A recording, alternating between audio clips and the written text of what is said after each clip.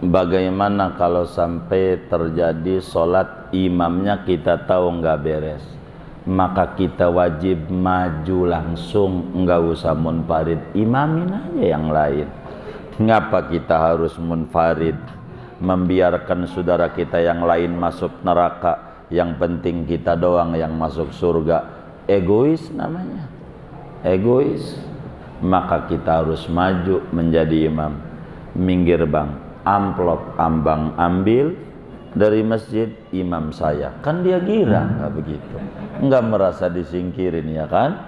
Kalau begitu nggak bisa juga. Waduh, saya kagak berani apa dikata. Begitu kira-kira ditanyanya, ya bagaimana? Ya sholat, ya nunggu dia salam. Tapi kita membiarkan orang nggak benar, maka ya ummul qauma afqahuhum, yang imamin harus yang ngerti tentang urusan sholat. Walaupun udah haji 7 kali, kalau urusan sholat nggak ngerti, yang belum haji suruh jadi imam.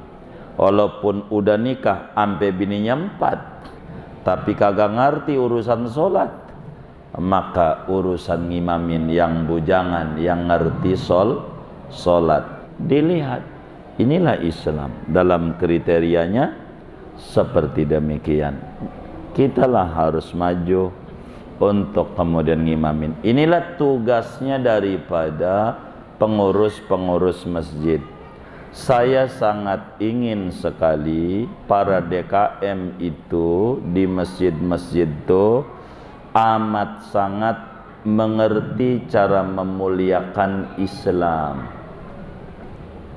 Bagaimana betapa dia ketika ada orang yang bantuin dia benerin listrik, dibayar sama dia.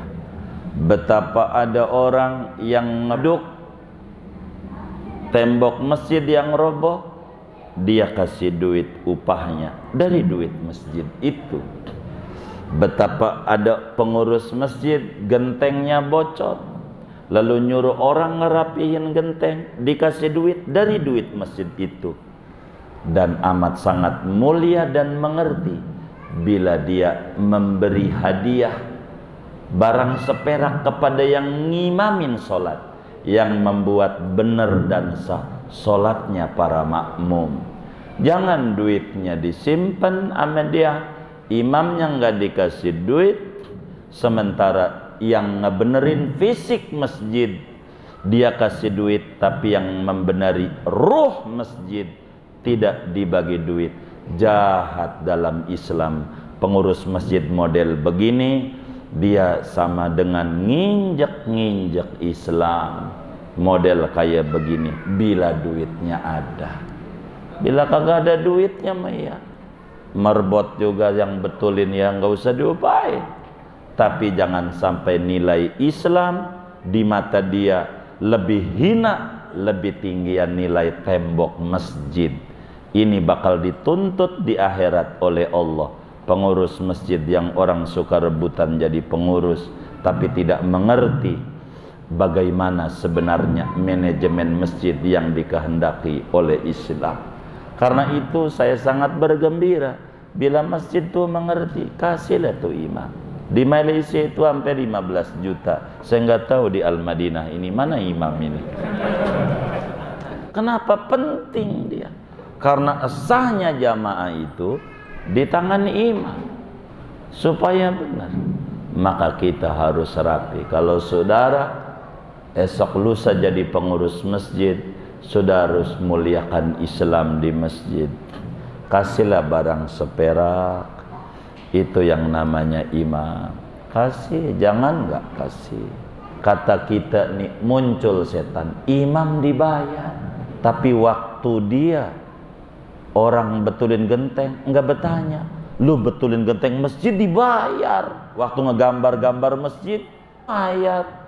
Arsitek besi itu gratis apa bayar? Bayar. Muliakan agama.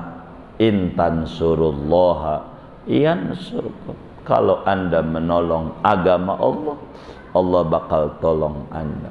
Jangan selagu-lagunya kita sama agama akhirnya bernilai rendah agama di mata kita.